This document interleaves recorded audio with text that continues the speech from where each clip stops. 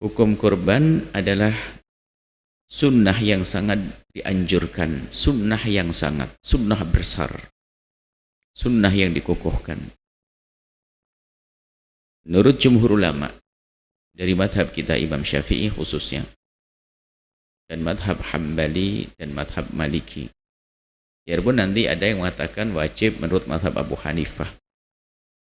Kalau Anda ikut Abu Hanifah juga boleh, biar nyembelih semuanya. Wajib. Tapi menurut madhab Syafi'i adalah sunnah. Setiap orang satu orang. Satu orang minimal satu ekor kambing. Kalau Anda satu orang ingin menyembelih satu sapi juga boleh. Anda satu orang ingin punya, saya punya kambing ada 50, sembelih semuanya, sah berkorban. Cuman minimal satu orang satu kambing. Dan yang harus difahami juga, kami sebutkan semuanya di sini, korban itu sunnah setiap tahun. Setiap bulan haji tiba, maka disunnahkan kita nyembelih korban. Sengaja ini kami ulang-ulang karena ada pemahaman di kampung sana. Jadi menduga kalau korban itu seumur hidup sekali. Sehingga alangkah banyaknya kita sering mendengar orang berkata, aku belum korban.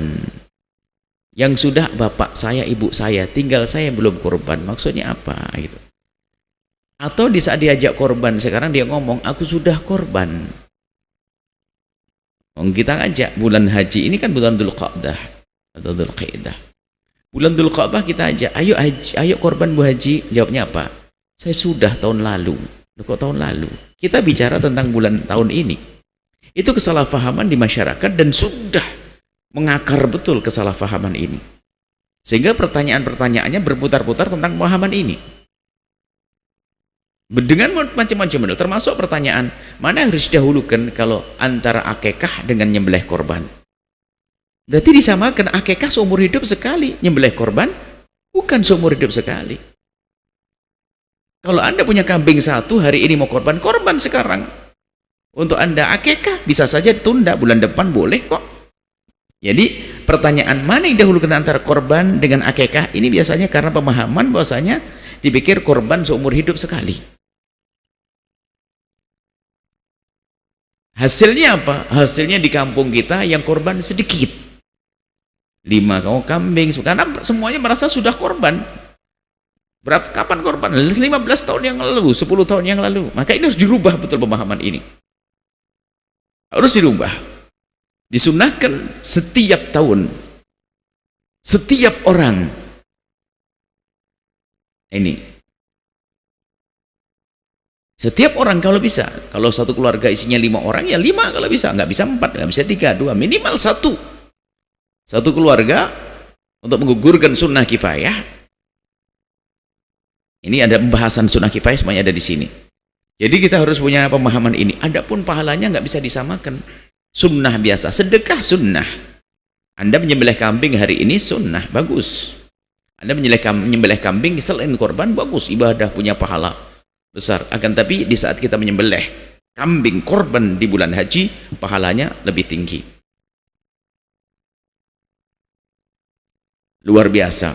Karena tidak ada amalan yang lebih bagus dilakukan kecuali di 10 akhir bulan haji, apalagi amalan khusus. Jadi korban itu amalan khusus di bulan haji yang tidak ada di bulan-bulan yang lain. Jadi ada bulan haji itu, ada bulan yang sangat istimewa karena terdapat di dalamnya, ini disebut sebagai bulan istimewa karena terdapat di dalamnya amalan-amalan yang tidak ada di bulan-bulan yang lain. Yang pertama adalah haji. Tidak ada kecuali di bulan haji.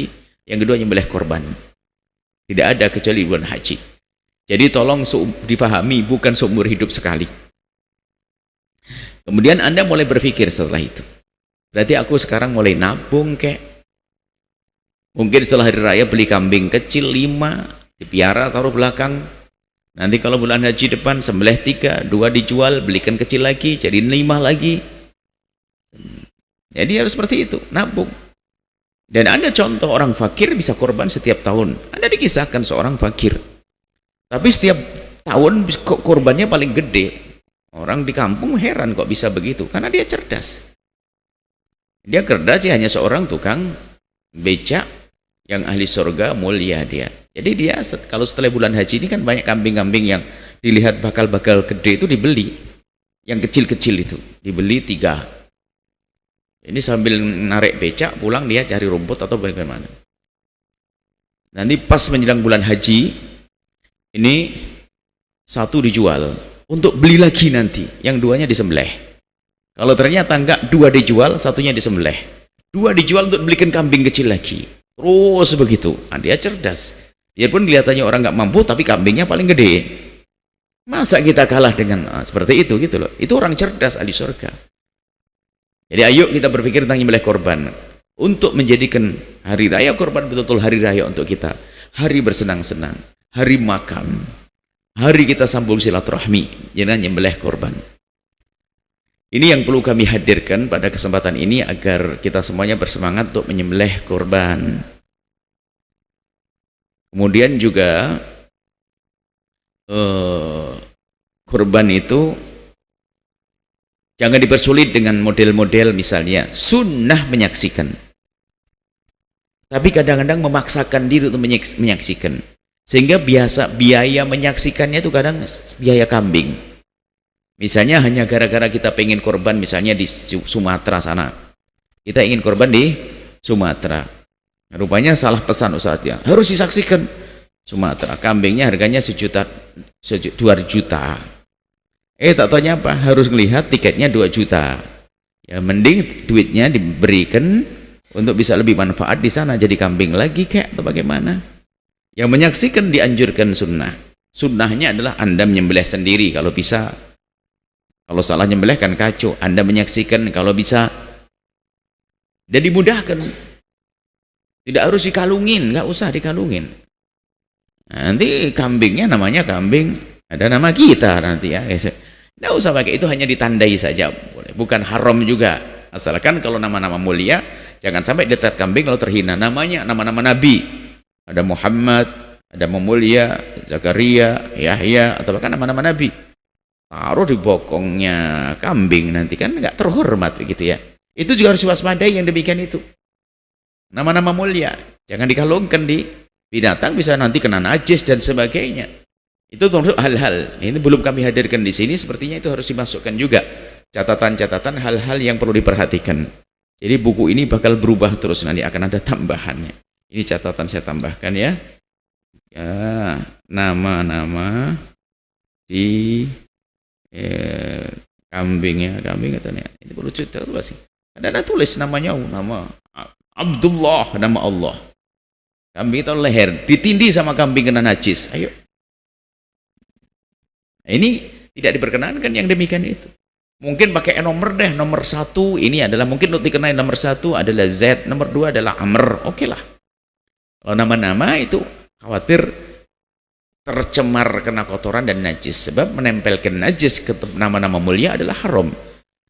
Masih banyak hal-hal yang perlu kita hadirkan, kemudian banyak insya Allah. Cuman ini kami baca singkat tentang judulnya supaya Anda penasaran dengan apa yang ada di buku ini.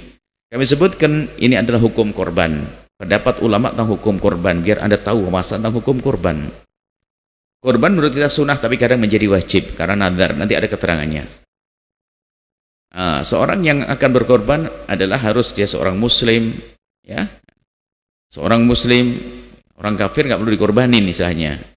Kemudian nanti orang muslim yang berkorban, ada catatan merdeka, mampu dan seterusnya. Ada korban wajib, korban sunnah. Korban wajib karena nazar. Siapa yang boleh makan korban wajib nanti? Kalau korban sunnah dan siapa boleh? Dan siapa yang boleh menerima daging kambing, daging korban? Nah, ini kami sampaikan, ini mungkin kami jelaskan. Daging korban kambing, kalau korban wajib, ini catatan, kalau korban wajib, keluarga yang nyembelih korban tidak boleh makan sedikit pun. Dan korban tidak akan menjadi wajib kecuali dinadarkan. Nadar, aku nadar tahun ini akan korban. Korbannya jadi wajib. Atau aku telah menjadikan ini adalah kambing korban. Dengan niat begitu, maka dia akan menjadi nadar wajib. Lah kalau sudah korbannya wajib, maka keluarganya tidak boleh memakan. Keluarganya maksudnya siapapun yang di bawah naungannya yang korban, yang dinafakai oleh yang korban, tidak boleh memakan dari kambing tersebut atau sapi tersebut. Tapi kalau kambingnya adalah sembelihannya sunnah, aslinya kan sunnah, tidak Anda nazarkan, maka Anda pun boleh makan, keluarga boleh makan. Jangan sampai ngenes dong keluarganya. Bahkan bisa jadi Anda membagi sepertiga untuk dinikmati keluarga, sepertiga dipersiapkan masak untuk tamu, sepertiga dibagi. Nah, kemudian yang dibagi ini untuk siapa? Jangan mengira bahwasanya korban itu untuk fakir miskin saja. Oh tidak. Korban untuk bersenang-senang di hari itu. Bukan untuk fakir miskin saja, cuman fakir miskin prioritas. Karena di karena orang fakir miskin jarang makan daging, jangan sampai di nomor dua kan. Tapi si kaya pun juga boleh. Si kaya kita undang makan kita. Ini boleh. Jadi ini kita sebutkan semuanya di sini. Coba tidak salah paham. Cuman ya tidak boleh semuanya seenaknya. Seenaknya tolong diperhatikan ini dan jangan. Biasanya ini ada seenaknya ngatur kambingnya orang, tukang sembelih. Ini gara-gara nyembelih sapi itu langsung ngambil sebelah kakinya. Wede satu pikul bawa pulang ke rumah. Ini tukang nyembelih ini jangan disuruh lagi begitu. Wong yang lain belum dapat harus diratakan. Tukang nyembelih nih. Sebab di sebuah kampung kayak wajib, kayak sudah akad. Nggak begitu. Nah, jadi ini perlu adab-adab begitu juga. Ada coba. Dan dia kayaknya tidak jauh dari kampung kita. Karena suatu ketika ada orang mengadu, tukang sembelihnya langsung tiba-tiba paha sapi gede dibawa pulang sendiri. Karena harus begini caranya. Siapa bilang harus begini? Anda tukang sembelih kambing, pilihannya dua. Anda gratis lillahi ta'ala, seperti yang lainnya juga lillahi ta'ala. Lalu Anda mendapatkan bagian seperti yang lainnya mendapatkan bagian. Yang kedua, komersil. Sekali sapi bayarnya berapa? Nanti diambilkan daripada yang menyembelih korban atau panitia menyiapkan dari dana yang lain. Tidak boleh juga imbalannya diambilkan dari daging korban, nggak boleh. Bayar satu sembelihan 50.000, 60.000. Jangan seenaknya ngambil semuanya sendiri. Karena itu membuat ini sapinya cuma satu, kampung orangnya banyak, mau dibagi-bagi, diambil seperempatnya, kan kacau. Ini diantaranya harus kita hadirkan. Supaya kami jelaskan begini biar Anda ini kalau jadi pengurus masjid paham. Ingatkan itu tukang penyembelih. Kalau memang dia cari duit bagus, halal kok, boleh cari duit caranya komersil dong. Satu kambing berapa biayanya? Begitu. Cuman biasanya kalau hari raya korban tuh sama-sama senang-senang tuh nggak pakai begitu-begituan.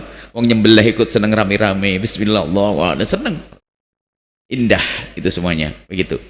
Jadi ini kami sebutkan ya sunnah hukum bergabung dalam satu korban.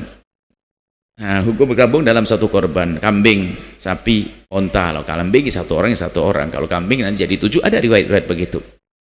Nah, kalau kambing untuk banyak orang namanya sunnah kifayah, untuk satu orang tapi menggugur yang lainnya.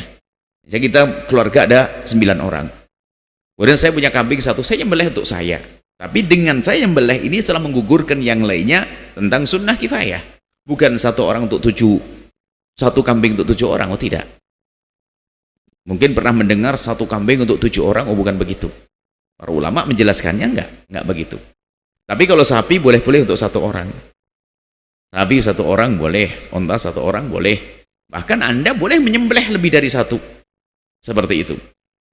Kemudian keutamaan hewan korban itu apa kami sebutkan. Sifat-sifat kambing korban seperti apa. Kemudian cara menyalurkan daging ada. Tentang sunnah kifayah dalam korban apa penjelasannya, sehingga disebutkan judulnya biar Anda penasaran untuk membacanya. Menyembelih di malam hari raya bagaimana hukumnya? Atau di saat hari tasyrik, sampai kapan bolehnya? Jadi ini kami tambahkan juga, barangkali di hari raya korban tidak punya kambing, tak taunya di hari tasyrik yang pertama menantunya ngirim duit banyak, boleh beli kambing, hari itu masih bisa korban. Sampai hari tasyrik yang pertama, kedua, sampai hari tasyrik ketiga, sebelum terbenam matahari masih boleh kita berkorban, mendapatkan keutamaan korban. Ini ada hewan korban yang terpotong telinga atau ekornya dan sebagainya, tanduk semuanya kita bahas di sini.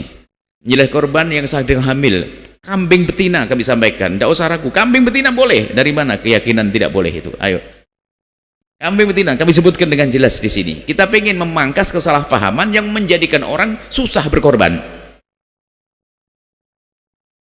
Kambing betina punyanya betina, kok saya punya kambing betina gede lagi, tapi nggak boleh korban. Siapa bilang tidak boleh korban? Bahkan ulama tidak hanya menyembelih itu, jauh lebih itu. Kalau ada hamilnya bagaimana? Berarti kalau hamil pasti pendina, masa ada jantan hamil? Kan tidak ada. Jadi ini jelas semuanya. Maka kami ingin memangkas ini biar Anda mudah menyembelih korban. Tanduk, nggak ada tanduknya. Ya ini gara-gara nggak ada tanduk nggak cukup berat. Tanduk itu kan sekedar tanda. Kalau tanduknya panjang berarti umurnya banyak. Kalau umurnya banyak biasanya gede. Lu tanduknya gede kurus. Ya lebih baik nggak usah pakai tanduk tapi gede kan begitu. Nanti kita jelaskan di sini. Janin hewan korban. Kerbau, rusa itu bagaimana nanti? Ada kerbau, ada rusa. Tidak kami jawab di sini. Biar baca nanti. Atau nanti lihat minggu berikutnya. Patungan korban ada enggak? Itu namanya sedekah jatuhnya, nggak ada patungan nanti, kecuali patungan korban sapi, patungan kita 7 orang jadi satu karena sapi 7 orang.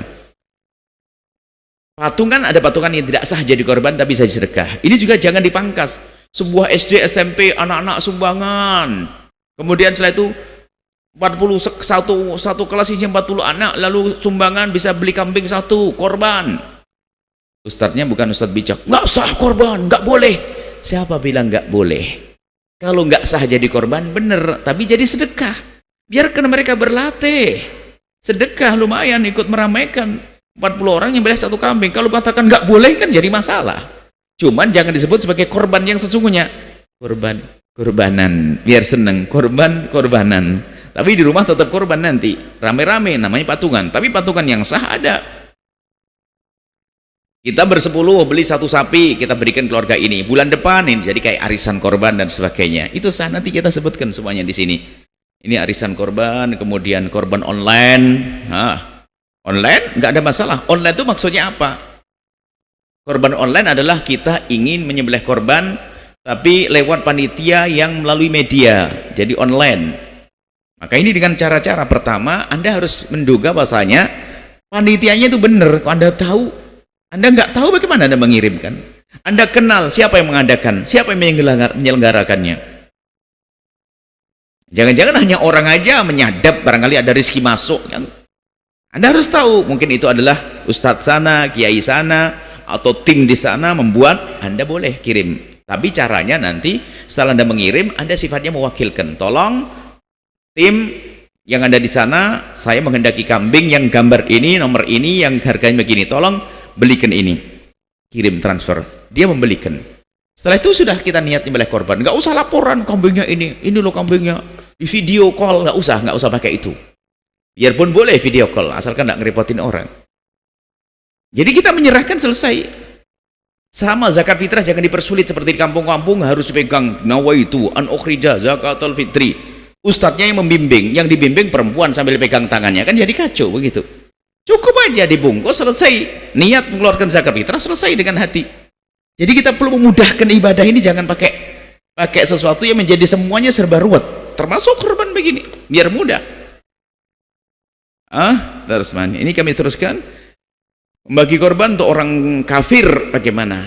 Orang kafir ada kafir harbi, kafir dhimmi. Kalau kafir harbi jelas tidak boleh, kafir yang memerangi kita. Kafir dhimmi nanti ada pendapat. Imam Malik sangat mudah dalam hal ini. Sudahlah, kalau tetangga kita Nasrani, Hindu, Buddha, yang kita hidup baik dengan mereka, ikut madhab Imam Malik, ambilkan sepotong, sah menurut ini adalah untuk menjaga keindahan dalam bermasyarakat. Mudah sekali nanti. Jadi ada ilmunya. Kemudian ini semuanya ada di sini. Hukum daging dan kulit hewan korban. Hukum menjadikan bagian korban sebagai upah tukang sembelih. Ini kita sebutkan.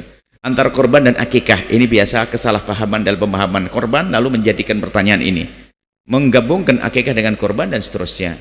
Ini masih sangat mungkin kita merindukan ada pertanyaan-pertanyaan yang banyak tentang korban. Nanti ada buku kedua seputar pertanyaan seputar korban. Nanti insya Allah. Ini baik. Ini kitabnya, mohon nanti yang pengen beli, yang pengen pinjem. Yang pengen denger kan, ini sudah kita bahas kalau salah tahun yang lalu. Buka kembali di channel ini adalah ada. Kita sudah bahas ini tuntas di setahun yang lalu, insya Allah. Mungkin yang jauh beli kitabnya susah, Anda bisa tengok, denger aja sambil mau tidur, jangan sambil tidur. dengar sambil tidur, nak ketemu mendengar ceramah sambil tidur. Ada ngomong, Buya gimana hukumnya saya dengar ceramah sambil tidur? Hebat kalau ente sambil tidur bisa dengar ceramah sambil baringan, barangkali begitu.